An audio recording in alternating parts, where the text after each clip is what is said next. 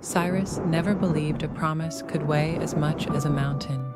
Yet the one he made on the night the storms rolled in pressed against his ribs like a hand trying to crush him from within.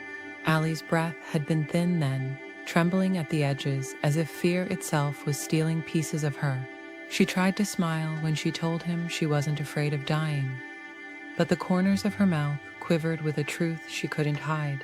He'd knelt beside her, fingers wrapped around her chilled hand, and he swore he would bring back the fruit that could save her, even if it meant carving his way through the world itself. She had closed her eyes, trusting him in a way that felt like being handed a fragile, flickering flame. The healers said the pregnancy was killing her, that the life inside her pulled too much from a body already damaged, already worn from years of fighting, fleeing, and loving too hard. Only the mythical fruit could save her. Something ancient, rare, whispered about in old families but never seen by anyone. Emma, who once held every piece of him, warned that chasing legends would cost him more than he could imagine. But the moment she said those words, Cyrus understood that losing Allie would cost him far more. Emma kept her distance now, though she still carried the old ache of him like a fading bruise. He knew the way she watched him, torn between resentment and longing. But the look in her eyes no longer reached him. Allie had woven herself into every quiet corner of his being, even when he tried to pretend she hadn't, even when he tried to hate her. Especially then. Allie had always been a storm in soft skin, fierce even when afraid. But as the days passed, he noticed the way she leaned against walls for balance, how her breaths grew shallow, how she touched her abdomen like she was soothing a restless ghost. She didn't speak much about the life inside her, almost as if acknowledging it made the danger more real. Cyrus heard her at night when she thought he slept. Whispers of apology to a child she feared she wouldn't meet, promises she wasn't sure she could keep. The roads leading away from the valley were carved with shadows, and rumors of the fruit circled like hungry vultures. Some said it grew guarded by creatures who had forgotten the softness of the world. Others insisted only those willing to sacrifice something precious could claim it. Cyrus didn't know what he'd be asked to give, but he knew he would give it. He already had the feeling the world planned to take something from him either way. Before he left, Allie reached for him. Her touch was weak, but still familiar, still warm enough to tether him to the moment. "Don't die for me," she whispered. He didn't answer. He couldn't. The truth lived too loudly in him. Dying for her was the easiest thing he could do.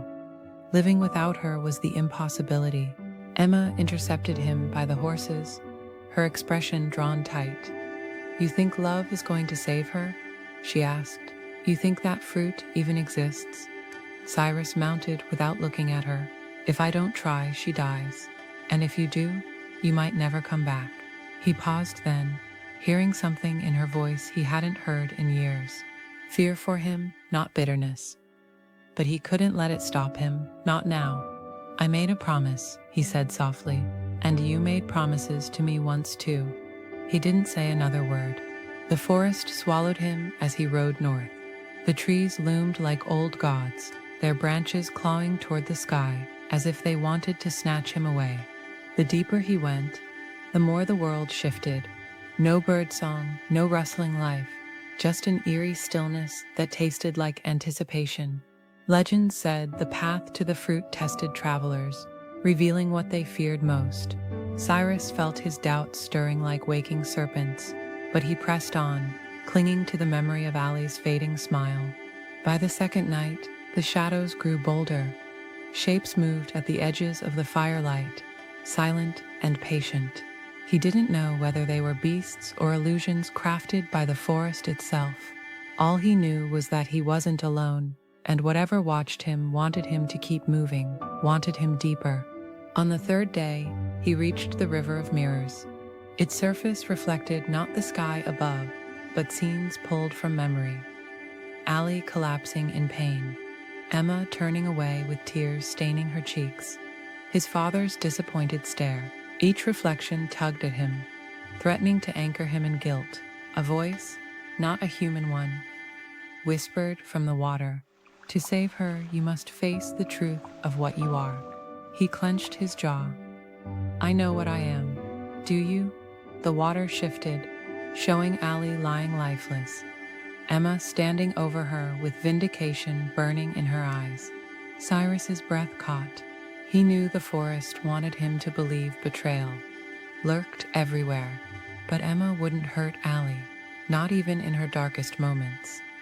He stepped into the river, the cold clamped around his legs instantly, numbing him, pulling him deeper. He fought the instinct to retreat. When the current surged, he let it drag him under. He didn't drown. He woke on the opposite bank, gasping, trembling, lying beneath a sky pulsing with unfamiliar constellations. The world here felt heavier, older. The fruit was close. He could feel it, but so was something else. Something watching him with hunger sharpened by centuries. He forced himself forward, leaves crunching underfoot, breath visible in the unnaturally chilled air. A branch snapped behind him. He turned, hand on his blade, and came face to face with the one being he never expected to see there. Emma? Her expression was unreadable, her clothes torn as if she had traveled through nightmares to reach him. You shouldn't be here, he said. Neither should you. He stepped back. How did you?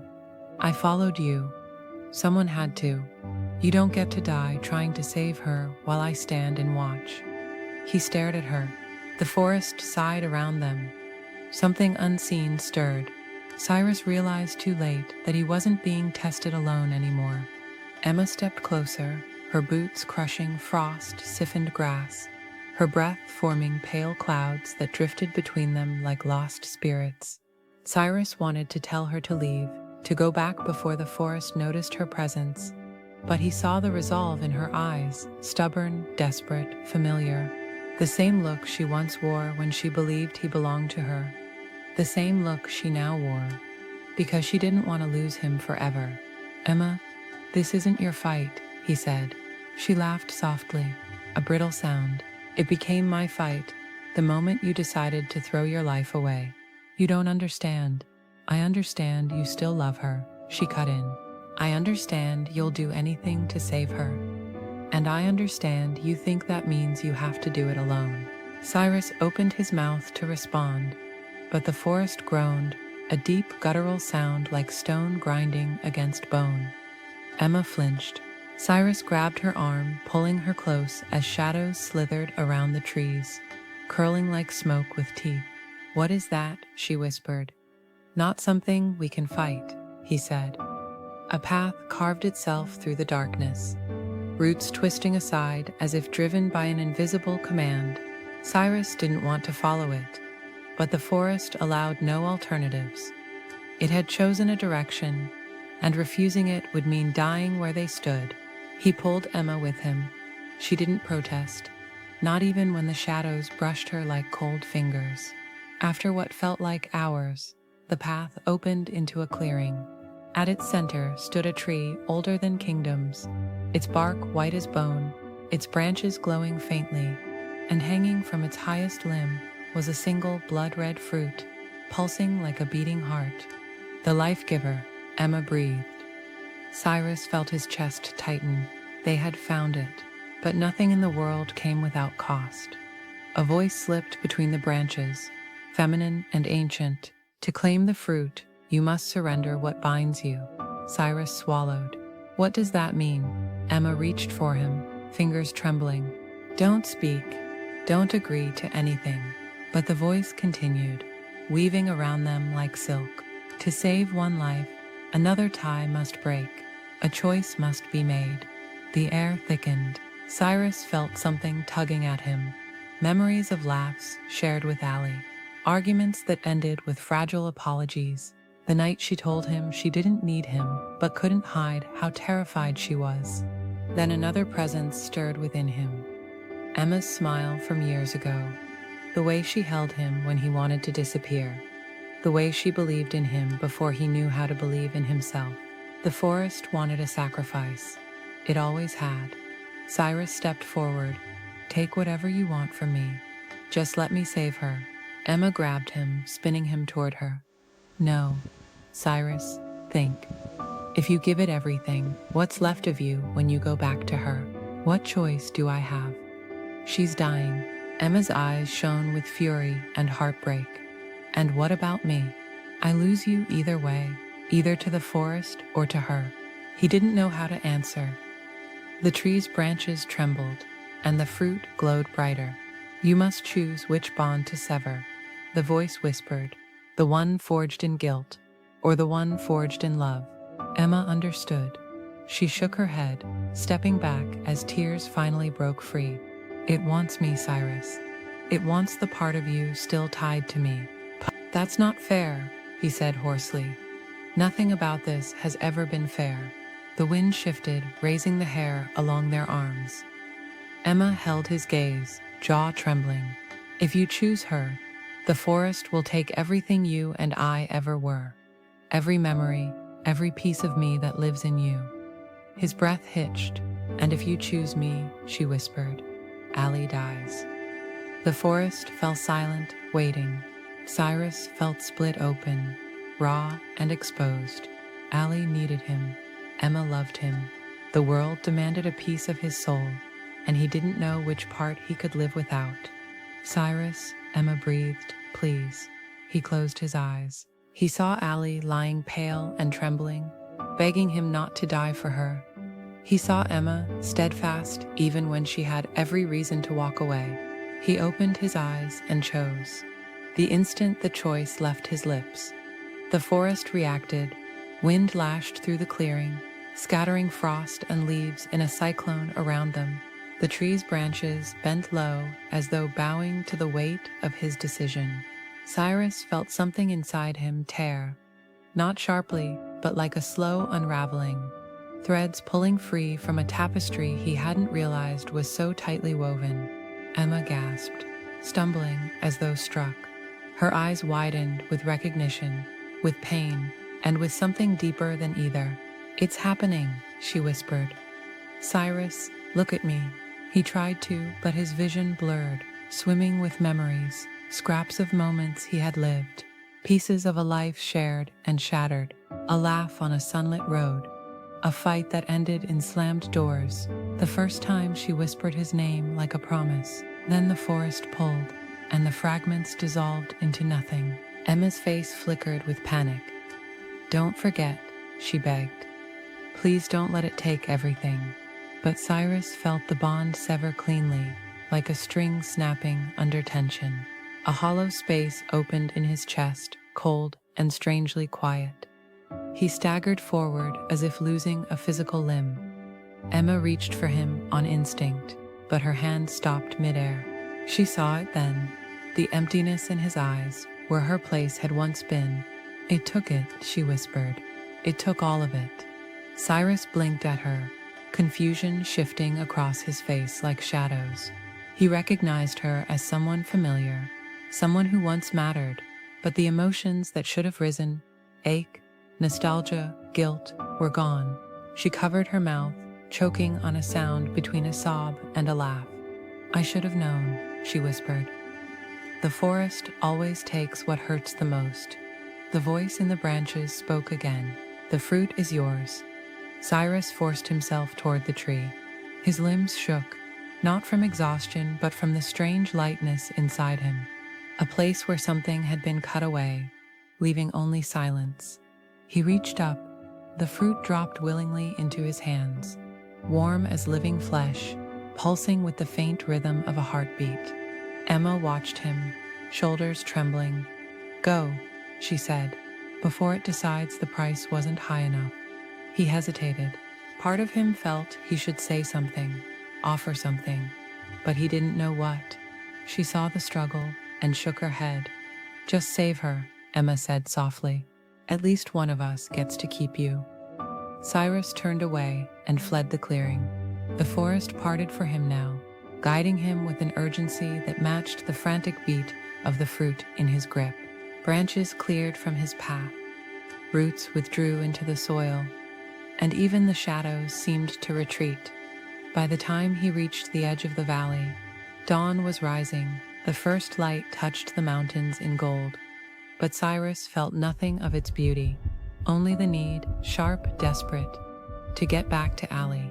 When he burst through the door of the healer's lodge, the air was thick with whispered prayers and fading hope.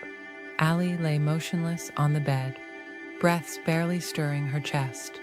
Her skin was cool, her lips pale, and the life within her flickered like a candle guttering in wind. Cyrus fell to his knees beside her. "Allie," he breathed. Her eyelids fluttered but didn't open.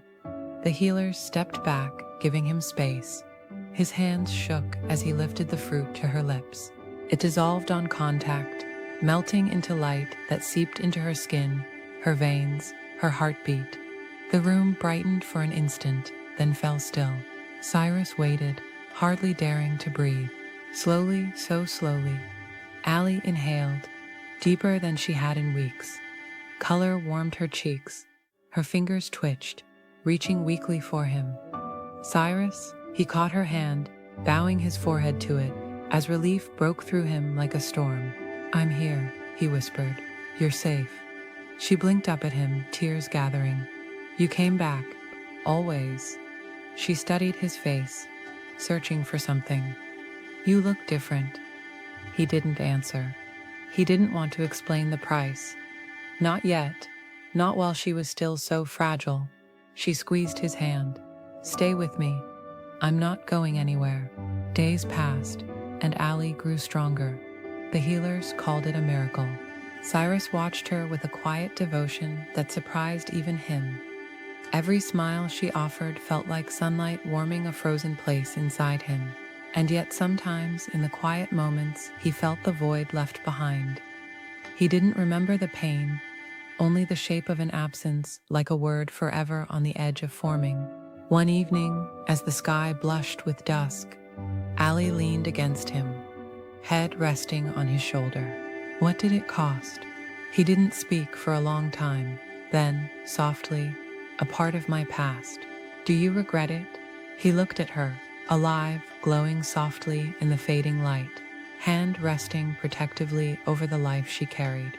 "No," he said. "I will you every time."